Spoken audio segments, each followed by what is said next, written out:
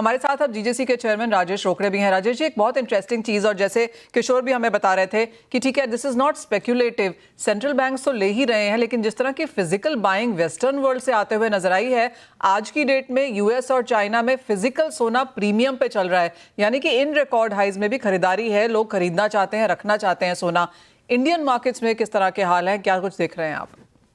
या मनीषा जी, मैं किशोर जी से काफी बातों से सहमत हूँ। और जिस तरीके से अगर इसके फंडामेंटल को देखते हैं तो everything is depend on demand and supply. और जब डिमांड होती है तो कहीं ना कहीं रेट को ऊपर ले जाने से कोई रोक नहीं पाता है। और गोल्ड को बहुत सारी चीजें हैं सपोर्ट करने वाली, जैसे अगर फेड के रेट कट है वो एक इशू इसको ऊपर ले जा रहा है। वीकनेस इन एनआर, अगर आईएनआर में देखते हैं हम लोग इंडिया में, तो आईएनआर हमारा दिनों दिन कमजोर होते जा रहा है, वो इससे सपोर्ट कर रहा है। जियोपॉलिटिकल टेंशन आप सबको ही पता है, और सीजनल डिमांड जिस तरीके से अभी इंडिया में डिमांड बढ़ी है, क्योंकि इंडिया में भी एक तरह से इसे पहले तो केवल ज्वेलरी को एक कोई चीज पहनने के लिए सोचा जाता था, लेकिन अभी ज्वेलरी को एज ए इन्वेस्टमेंट भी देखा जा रहा है। तो कहीं ना कहीं ये एक डिमांड को बढ़ा रहा है। और ग्लोबल इन्फ्लेशन जो है वो भी इसे कहीं ना कहीं अगर मैं कंपेयर करता हूँ तो इन्फ्लेशन के अगेंस्ट में डबल से भी ज्यादा का रिटर्न अगर कोई दे रहा है तो वो केवल और केवल गोल्ड दे रहा है। टेरिफ इशू ऑलरेडी चल रहा है, सेफ हेवन करके पूरे वर्ल्ड इसे देखती है। जिस तरीके से डी डॉलरेशन का चल रहा है, उस वजह से सेफ हेवन अगर किसी में दिखता है तो वो केवल और केवल गोल्ड में दिखता है। आपने देखा होगा यूएसए में अभी जॉब का जो डेटा आया वो वीक आया है, अनएम्प्लॉयमेंट डेटा वो सही नहीं है। तो ऐसी बहुत सारी चीजें एक साथ कॉन्सोलेटेड हो जाती है। इस वजह से कहीं ना कहीं गोल्ड को रोकना सभी के लिए मुश्किल हो गया। और जिस तरीके से आपने भी बोला है कि ये रेट जो है $4,000, $5,000, $6,000, $7,000, तो ये अभी सिर्फ नंबर ही रह गया। और जिस तरीके से $3,500 का जो एक बेंचमार्क था वो जैसे ही टूटा, तो अभी इसे $3,500 और $3,800 रोकने से मुझे नहीं लगता है कि इसी साल अगर ये दिख जाता है तो कोई बड़ी बात नहीं है। और जिस तरीके की तेजी हम सोच रहे थे, और जिस तरीके इसके पहले जिस इंटरव्यू में आपने भी पूछा था, तो हम लोग ने एक $3,500-$3,800 का एक अनुमान लगाया था। और जिस तरीके से ये बढ़ा है, करीब 35%, 31% से 35% के बीच में अगर गोल्ड बढ़ता है, तो कहीं ना कहीं ये दिख रहा है कि आने वाले दिनों में गोल्ड में अभी भी तेजी है। कहीं पर भी कोई गोल्ड को लेके बेरिश के दिमाग में किसी की वर्स्ट सिनेरियो में भी किसी में दिमाग में ये नहीं है कि ये बेरिश हो सकता है। सभी लोग बुलिश है और 100% आगे भी गोल्ड और ऊपर तेजी रहेगी। पर राजेश जी, खरीदारी कैसी बनती हुई नजर आ रही है? क्योंकि अगर लोग सोना जिस तरह से रोजाना यहाँ पर महंगा हो रहा है, और हम फेस्टिवल सीजन में बहुत जल्दी जाएंगे, अभी तो शायद खरीदारी इतनी ज्यादा नहीं है, लेकिन क्या लोग खरीदेंगे उस तरीके से आकर फिर? देखिए कैसा होता है कि अभी मतलब मेरा अनुमान जितना है कि गोल्ड जितना बड़ा है खरीदारी उतनी बड़ी है। अगर मैं देखता हूँ पिछले 3 साल में, अगर मैं इंपोर्ट का डेटा देखता हूँ या फिर हमारे घरेलू मार्केट में जितना गोल्ड बिका है, और जिस तरीके से सरकार ने भी काफी सपोर्ट किया है कि सरकार ने सब बिजनेस को पूरी तरह से बुक्स में ला दिया है। क्योंकि पहले क्या होता था, कस्टम ड्यूटी बहुत ज्यादा होने के कारण बहुत सा डेटा हमारे पास आता ही नहीं था। इस वजह से सब बुक्स में न रहते हुए बाहर चले जाता था, क्योंकि कहीं ना कहीं ग्रे मार्केट की वजह से, क्योंकि कस्टम ड्यूटी बहुत ज्यादा थी। अभी वो खत्म हो गई है, इस वजह से सब कुछ है बुक्स में। और उसके साथ ही में जितना भी हमारे पास डेटा अवेलेबल है, उससे तो ओवरऑल घरेलू मार्केट में डिमांड अभी दिख रही है। और फेस्टिव सीजन तो ऑलरेडी स्टार्ट हो चुका है हमारे इंडियन कम्युनिटी में। राखी से ही फेस्टिव सीजन स्टार्ट हो जाता है। और इस बार गणेश जी थे, उसमें भी अच्छा खासा लोगों ने सोना खरीदा है, ज्वेलरी खरीदी है। और मैं अगर एक आपको मेरे अनुभव बताऊं तो लास्ट ईयर जिन्होंने गणेश जी में या नवरात्र में गोल्ड खरीदा था, तो 72,000 के आसपास का गोल्ड का रेट था, जो कि अभी 1 लाख पार कर चुका है। तो कहीं ना कहीं लोगों को पता है कि आने वाले दिनों में अगर हमने आज इस चीज को नहीं खरीदा तो शायद अगले साल जब हमारे यहाँ कोई शादी होगी या कोई फंक्शन होगा तो शायद 1.25 लाख या 1.5 लाख में खरीदना पड़ सकता है। इस वजह से भी लोग काफी इसे एक सेविंग के तहत भी देख रहे हैं, और ये एक इस इंडस्ट्री की तरफ अच्छा खासा अट्रैक्शन बढ़ा रहा है। ये बात आपकी बिल्कुल सही है कि अगर लोगों ने पिछले साल या 2 साल पहले या 3 साल पहले जिन्होंने सोना लिया है, चाहे वो शादी के लिहाज से लिया, घर के लिए लिया, इन्वेस्टमेंट के तौर पर लिया, अच्छे खासे प्रॉफिट्स में वो यहाँ पर बैठे हुए हैं, और आगे यहाँ पर और बढ़ता ही सोना नजर आएगा, तो क्लियरली वो बस मिस ना हो जाए और महंगा ना हो जाए, वो भी एक खरीदारी हमने मार्केट्स में आते हुए देखी है। राजेश जी, बहुत शुक्रिया साथ जुड़ने के लिए। तो क्लियरली भावों में और तेजी की एक्सपेक्टेशन, सारे के सारे फंडामेंटल सपोर्टिव, और खरीदारी भी फिजिकल मार्केट्स में यहाँ पर अच्छी खासी है।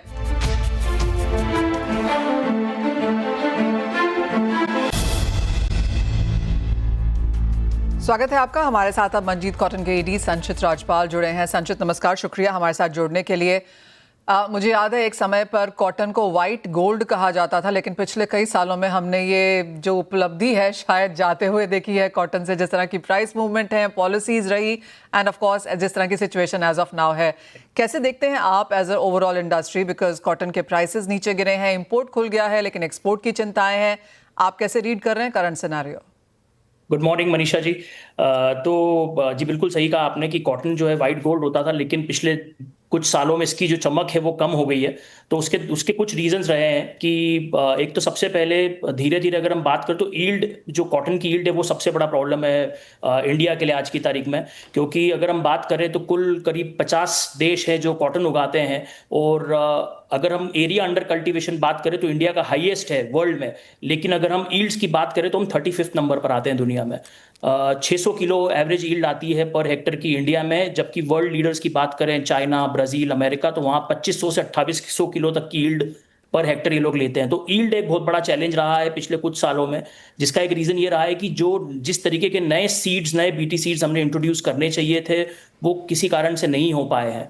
सिंपल लैंग्वेज में बात करें तो वर्ल्ड जो है वो बीटी सीड की 6-7 जनरेशन पर है, और हम आज भी सिंपल लैंग्वेज में कहा जाए तो 3rd या 4th जनरेशन पर ही है। तो हमें एक काफ़ी इम्प्रोवाइज करने की ज़रूरत है ईल्ड के मामले में। वो एक रीज़न रहा है जिससे कि फार्मर्स को भी काफ़ी हेल्प मिलेगी और उनको प्रोत्साहन मिलेगा कॉटन की ओर डाइवर्ट होने के लिए। दूसरा एक प्रॉब्लम रहा है कि पिछले लास्ट कुछ सालों से कॉटन की प्राइसेस जो है वर्ल्ड वाइड वो काफ़ी अंडर प्रेशर रही है, जिसका कि ग्लोबल डिमांड एक वन ऑफ द सिनेरियो रहा है। और इस साल जैसे कि ऑलरेडी पहले इंडस्ट्री जूझ रही थी डिमांड से, और उसके बाद ये टैरिफ के जो वॉर स्टार्ट हो गए हैं उसके कारण से और इसके कारण और काफ़ी स्लो डाउन देखने के लिए मिला है। तो कॉटन प्राइसेस जो है वो रीज़न के कारण से, इन कुछ रीजंस के कारण से, एक तो एरिया कम है, दूसरी चीज़ एक्सपोर्ट्स काफ़ी स्लो है। टेक्सटाइल की अगर हम बात करें, कॉटन एक्सपोर्ट की बात करें तो एक टाइम पे जो हम करीब करीब 20% एक्सपोर्ट करते थे वो आज हम इंपोर्ट पे आ चुके हैं। तो उसका यही रीज़न रहा है कि डोमेस्टिकली जो है कॉटन की प्राइजेस वो काफ़ी ऊपर है because of the MSP. Government का काफ़ी अच्छा स्टेप रहा है कि भाई मिनिमम सपोर्ट प्राइस होनी चाहिए फार्मर्स को सपोर्ट करने के लिए। लेकिन हायर मिनिमम सपोर्ट प्राइस के कारण से जो है वो इंडस्ट्रीज जो है वो फोर्सफुली उनको महंगा कॉटन खरीदना पड़ रहा है कंपैरेटिवली वर्ल्ड। तो ये एक रीज़न रहा है कि डाउनस्ट्रीम जो है मार्जिन्स काफ़ी कम हुए हैं पिछले 2 साल में, और एक्सपोर्ट में डिमांड नहीं है। और फैब्रिक में भी अगर हम बात करें तो डिमांड काफ़ी स्लो हुई है। बांग्लादेश और दूसरे मार्केट्स को काफ़ी एडवांटेज पिछले कुछ सालों में देखने के लिए मिला है as compared to India. Absolutely Sanjit, आपने बहुत तरीके से वो यहाँ पर समझाया, and thank you so much for that. लेकिन एक चीज़ है, जिस तरह से ग्लोबली हमने देखा है कि मैनमेड और कॉटन में एक बहुत बड़ा अंतर बनता हुआ नजर आया है। मैनमेड अब बहुत बड़ा मार्केट शेयर हो चुका है। कैसे देखते हैं उस पैटर्न को, और आपको लगता है इंडिया उस तरफ जा रहा है? बिल्कुल बिल्कुल ठीक बात है, क्योंकि देखिए मैनमेड जो फाइबर्स की बात करें तो कई सारे ऑल्टरनेटिव्स निकल गए हैं। टेंसिल एक नया फाइबर आ गया है, बैम्बू फाइबर, काफ़ी सारे कॉटन के ऑल्टरनेटिव्स रिसर्च के साथ साथ निकलते जा रहे हैं। और उनमें कंसिस्टेंट फाइबर्स है, जो मैनमेड फाइबर है वो काफ़ी कंसिस्टेंट होता है एज कम्पेयर टू कॉटन। तो of course there are challenges, and ये फाइट तो हमेशा चलने वाली है कॉटन और मैनमेड फाइबर की। बट अच्छा पॉइंट ये है कि अभी वर्ल्ड जो है वो सस्टेनेबिलिटी की हम बात करते हैं, दुनिया बोलती है कि भी हमें रिसाइकल्ड चीज़ें चाहिए, तो which is good because cotton is it's a sustainable product, it's a natural product. तो वो एक अच्छा है कि ये जो नई मुहिम जिस तरीके से चल रही है सस्टेनेबिलिटी की, ये कॉटन का जो दबदबा है वो उसको बिल्कुल बनाए रखेगा, ऐसी हमें उम्मीद है। ऑल राइट, एक बहुत क्विक फाइनल सवाल संजित, आगे जाकर प्राइसेस क्या देखते हैं? जिस तरह का दबाव है, आपको लगता है ये प्रेशर जारी रहेगा? बिल्कुल जी, देखिए लगता है कि प्रेशर जारी रहेगा। द रीजन बीइंग कि वर्ल्ड मार्केट की अगर हम बात करें, वर्ल्ड फ्यूचर्स की, कॉटन फ्यूचर्स की बात करें तो वो काफी प्रेशर में at this moment, and on there is a lot of pressure because of the tariff war as well. Plus उसके अलावा डोमेस्टिक मिल्स की जो सिचुएशन है वो बहुत अच्छी नहीं है। हालांकि गवर्नमेंट ने बहुत अच्छा स्टेप लिया है इंपोर्ट ड्यूटी खोलने का। 31 दिसंबर तक इंपोर्ट जो है वो माफ कर दिया गया है, जो पहले 11% की ड्यूटी थी, which is really welcomed by the industry. It's a good measure, but still the margins are very very poor at the moment. और ऐसा लगता है कि प्रेशर में रहेंगी प्राइजेस, और आने वाले साल में हमारा ऐसा मानना है कि प्राइजेस जो है काफी रेंज बाउंड रहेगी। ऑलराइट, तो प्राइसेस में गिरावट है, डिमांड में, एक्सपोर्ट में, मार्जिन्स में। तो एक ऐसी इंडस्ट्री जहां पर हमने थोड़ी सी चमक कम होते हुए देखी है, लेकिन आशा है कि आने वाले समय में कुछ सपोर्ट देखने को मिलेगा। संचित, बहुत शुक्रिया हमारे साथ यहां पर जुड़ने के लिए, और आशा है आपसे आगे जाकर भी और बहुत कॉन्वर्सेशंस होंगी कॉटन पे, फैब्रिक पे, एक्सपोर्ट्स पे, और ऑफ कोर्स अपैरल्स पे। Absolutely. इसी के साथ थैंक यू।